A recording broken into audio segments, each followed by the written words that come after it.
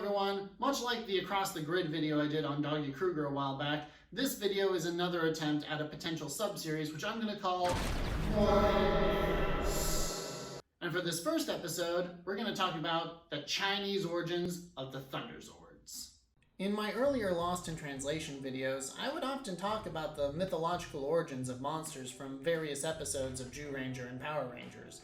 It's something that I enjoyed doing, but haven't done much in recent episodes, and so the purpose of this series is to get back to that. In case you don't know, I'll recap things a bit. Mighty Morphin Power Rangers was created by stitching together action footage from a pre-existing Japanese series called Kyoryu Sentai Dairanger, with American-made footage of teenagers doing, well, stuff. It quickly became the #1 kids show in its time slot, which led to it being renewed for a second season. Footage of Dairanger was limited and running out, which forced the creators of Power Rangers to start using footage from different Sentai shows. The Thunderzords and the White Ranger were taken from Gosei Sentai Dairanger, whereas Dairanger was themed around dinosaurs, Dairanger was themed around Chinese mysticism and spirituality. Localization didn't really affect the Dragon, Firebird, or Tigerzords all that much, but the other ones were completely changed for an audience that had little to no understanding of Chinese mythology or culture. I am not going to be talking about Daimugen or Daijin Ryu, Tor and Serpentera respectively from Power Rangers. I'm keeping the focus of this on the Chi Beasts and the Zords that actually had a Ranger partner. The mecha that got hit hardest by localization was the Lion Thunderzord. All the other Rangers got cool mythological beasts, but Zack and Adam just had a lion for some reason. In Dairanger, it's called Sei Shishi. A shishi, or I apologize if my Chinese pronunciation is bad, a shitsu, is a lion statue placed to protect a structure and the people inside. They are sometimes mistaken for dogs, since, unlike Western depictions, these lions are not made with the intention of being lifelike, but instead use abstract imagery to represent a lion's strength. They actually first appeared in India, and then as Buddhism spread across Asia, appeared in China, Korea, and then Japan. In China, they were seen as protectors of the Dharma, and became the protectors of imperial gates. Shitsu would later be placed to protect temples, and for a while were a symbol of class for the home of elite families. Nowadays, shitsu are much more common decorations that can be found just about anywhere. Shitsu are usually depicted in pairs, one male and one female. Dairanger didn't do this because I'm guessing they didn't want one ranger controlling two mecha or having two rangers control the same mecha. Shitsu are protectors, which is probably why it's at the front of the Flying Palace combination, and is the central armor piece for Dairano. Dairanger doesn't have a Black Ranger. Sei Shishi's body just happened to be mostly black, and so Power Rangers could use it as the Black Ranger's Zord. Shishi Ranger had the power of illusion. Unfortunately, this meant that footage of Sei Shishi using its individual power couldn't be used in Power Rangers, which is why all it does is crawl around and roar. I couldn't find a specific link between Shitsu and the power of illusion, so it could be that since Shitsu are traditionally protectors, the writers thought it would be appropriate to give Shishi Ranger a strong defensive power. Next up, we have Sei Tenma, although in Chinese the pronunciation would be closer to Tianma. The most famous image of a Tianma is the flying horse of Gensu statue that was made during the Han Dynasty. It depicts a horse stepping on a swallow. While there are a number of modern depictions that show the Tianma having wings, all of the historical art I've seen of the Tianma depicts it without wings. This wingless flying horse was basically turned into a Pegasus. How did that happen? Well, the Japanese word for Pegasus is Tenma, and the kanji for Tenma is exactly the same as the Chinese characters for Tianma. It doesn't seem that the Japanese actually took the word Tenma from Tianma, but rather came up with the word to describe a Pegasus when they were introduced to Greek mythology, and so the similarity of the two words is mostly coincidence. The makers of Dairanger probably looked at the Chinese characters for Tianma, saw that it was a mythical flying horse, and just assumed that it was the same thing as Tenma, which has led to Tenma Ranger having a Chi Beast based on Greek mythology instead of Chinese mythology like the rest of his team. Most researchers agree that the Gensu statue is most likely a depiction of a type of horse called the Fergana. The Fergana came from a region in Central Asia and were one of China's first major exports.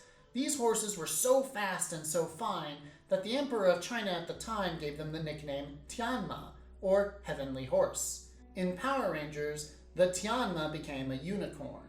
Most American children would have had some familiarity with the Pegasus, but since the mecha doesn't actually have wings and had something on its head that looked like a horn, calling it a unicorn was a sensible choice. The Griffin Thunderzord is an entirely different creature from its Chinese counterpart.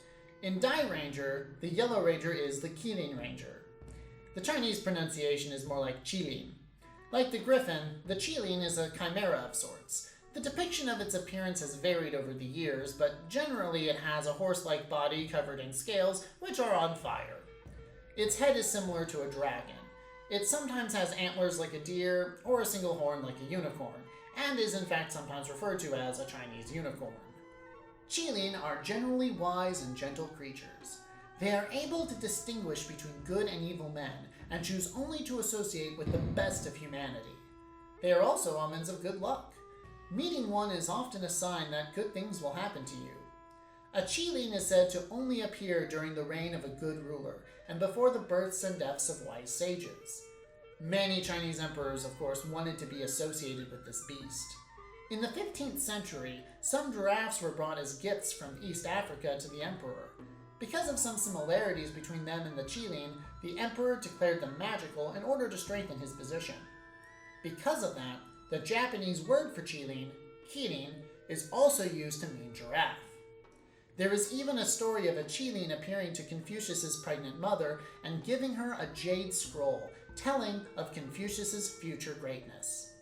This ability to bring good fortune and to even know the future is probably the main reason why Kirin Ranger has time manipulation powers. It's easy to see why the Qilin was changed to a griffin in Power Rangers. Most American children would have been completely unfamiliar with the Qilin, but would have at least a passing familiarity with griffins due to their prevalence in Western art and media. Though it is hilarious that the Griffin Zord has a more pronounced horn than the unicorn. So that covers the three Zords that were the most affected by localization. While the Dragon, the Tiger, and the Firebird Zords weren't changed all that much during the transition from Sentai to Power Rangers, there were some significant changes made as the Sentai adapted from the original Chinese myths. Ho-Oh is the Japanese name for a fenghuang, since the Chinese is typically translated as an O in Japanese. Like the Qilin, the appearance of a fenghuang is a good omen and a sign of world peace and harmony. Even though it is both male and female, with feng meaning male and huang meaning female, it is generally considered female, and is often depicted with the male dragon as its counterpart. Now, in old texts, the fenghuang is described as having the breast of a goose, the hindquarters of a stag, the neck of a snake, the tail of a fish, the forehead of a fowl, the down of a duck, the marks of a dragon, the back of a tortoise, the face of a swallow, and the beak of a cock. It's another chimera sort of thing. You'll notice that Dairanger's Ho-Oh looks nothing like even the more modern pictures of a fenghuang. It seems to take its appearance more from the vermilion bird, which is one of the 4 legendary beasts, and the western phoenix. Like the Tianma, this was probably due to a miscommunication, since the fenghuang is often confused with a phoenix due to their many similar traits, but it is actually a separate entity. So now we come to Ryuseo, or the Red Dragon. For the most part, this creature didn't need much localization for a Western audience. Dragons are well known and are in almost every fantasy setting, just like a griffin. What you may not know is that Ryuseo isn't really all that faithful to the original concept of the Chinese dragon. You see, in Chinese lore, dragons aren't associated with the element of fire. Their element is actually water. While dragons in Western mythology are generally fierce monsters that need to be slain, Chinese dragons are usually very benevolent and kind spirits. They bring much needed rain, but can also cause floods. One of the 4 sacred beasts is the Azure Dragon, and while he isn't associated with the element of water, he also doesn't breathe fire. The element he's associated with is wood. So while Ryuseo's ability to breathe fire looks cool and matches the color red, it is not faithful to its mythological source. It's easy to see why they wanted Ryuseo associated with the Red Ranger.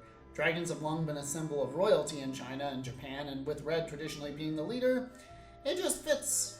Ryuseo's transformation into the mythical Chi warrior also has some interesting trivia. It's actually designed to resemble Sun Wukong, or the Monkey King from Journey to the West, though you may be more familiar with the more famous adaptation of this character as Son Goku from the Dragon Ball franchise. The staff he fights with is similar to the Dairen rods the Dairangers use, but Sun Wukong's weapon of choice was a rod or a staff. If you're like me and have seen extra mythology, then you know that Sun Wukong got his signature weapon while visiting the underwater palace of the Dragon King. Is this connection intentional? Probably not, but I still think it's cool. Also, the mythical Chi warrior stands on the Heavenly Chi Palace formation and flies around on it, similar to Sun Wukong's flying cloud. The other Chi beasts are designed to look like palace statues, which makes sense because these creatures have been made into thousands of statues over the centuries. And when they combine to form Dairanger, they act as armor for Ryusei-Oh. Now, Dairanger's design also has an interesting origin. The main influence of Dairanger's design is ancient Chinese mountain armor. If you had the Thunderzord toys as a kid and could form the Thunder Megazord, you probably noticed that you could combine the Dragon Zord's staff with the Firebird's tail to make a spear or javelin. Ancient Chinese warriors were extremely proficient with spears. In fact, Fa Mulan was noted for being an expert spear wielder. So you can add that to your list of historical inaccuracies from the Disney movie. This weapon is never used in either Dairanger or Power Rangers and only shows up in the Dairanger movie. My theory is that this was supposed to be the original weapon, but was changed to the sword because that's easier to use and allows for more dynamic fight scenes. It took at least a month of training to be proficient with a spear, and so eventually the sword became the primary weapon of the Chinese infantry. Most of you are probably familiar with the Jian, or the straight sword. While the Jian isn't used in combat today, it is still one of the most famous and legendary Chinese weapons. One of its primary uses in modern times is to help with martial arts training, as well as fitness exercises. While the Jian is easier to use than a spear, the curved sword, or the Dao, is even easier to become proficient in, and so the Dao replaced the Jian as the primary sword for the Chinese army and was used all the way into World War II. Due to a shortage of firearms, they were used to fight Japanese officers who often had katanas. Wan Tiger's sword is pretty obviously a Dao. Dairanger's sword, the Daioken, is a bit harder to pin down. Most people assume it's a katana, and it could be, but I've never seen a katana with a handle like that. Even ceremonial katanas tend to have simple handles with small handguards. I can't just call it a Dao though, because I haven't found any pictures of Daos that have an ostentatious handle like that either. But there are some Jians that have handles that, while not as big, do resemble Dairanger's. And so it's possible that Dairanger's sword is just a weird combination of the two Chinese sword types. For Wan Tiger's warrior mode and the Kiba Daio fusion, I couldn't find any specific references to Chinese culture. If you know anything that could have been the inspiration for these designs, let me know in the comments, and if there's enough information, I might do a follow-up video in the future. Wan Tiger is an interesting adaptation. Like dragons, tigers are very revered in Chinese society. The stripes on their forehead closely resemble the Chinese word for king, and so they are considered natural-born kings. Dragons and tigers are often paired together in feng shui, and so it's not surprising to see them function in similar ways in Dairanger. Ryusei-Oh can ride Wan Tiger like a mount, and they both can combine with the other Chi beasts. When paired with dragons, dragons are usually seen as the active force of Yang, while tigers represent the more passive force of Yin. But depending on what you're reading, tigers can also represent Yang, so whatever. Whether Yin or Yang, tigers are associated with the sun, and so, funny enough, it actually makes more sense for Wan Tiger to shoot out fire than it does for Ryusei-Oh. According to legend, a tiger's tail turns white after it becomes 500 years old, which is part of the reason the white tiger specifically is so revered in Chinese mythology, and is even one of the 4 sacred beasts. Considering that, it's kind of hilarious that Wan Tiger gets created on screen and is the youngest of the Chi beasts. For the most part, the creative team of Dairanger took a lot of liberties when adapting aspects of Chinese mythology for their series, or plain just got some things wrong. I can't really blame them though. While creatures like the dragon and the Qilin are really easy to research, finding much of anything about the Tianma or the Fenghuang was difficult and frustrating, even with 2020's internet. Researching this must have been hell back in 1993. So while Dairanger was supposed to be Chinese themed, there was a lot of Western influence that made its way into the final product. Whether this was caused by misunderstanding or was intentional to make the show more relatable to a Japanese audience is unknown. I wouldn't put it past them though, since the following series, Kaku Ranger, was themed around ninja specifically to make up for Dairanger being so heavily Chinese themed. The point is, just like Power Rangers, Sentai also sometimes takes a lot of liberties when adapting things from other countries for its own audience. Well, that's all for now. If you like this video, please like, comment, and subscribe, and I will make more of them. Till next time, may the power protect you. Thank you for watching. If there's a topic you'd like me to cover on this series, please leave a message in the comments below. Mighty Morphin Power Rangers can be streamed legally on places such as Netflix and Amazon Prime. You can also legally stream episodes of Gosei Sentai Dairanger with English subtitles at shoutfactorytv.com.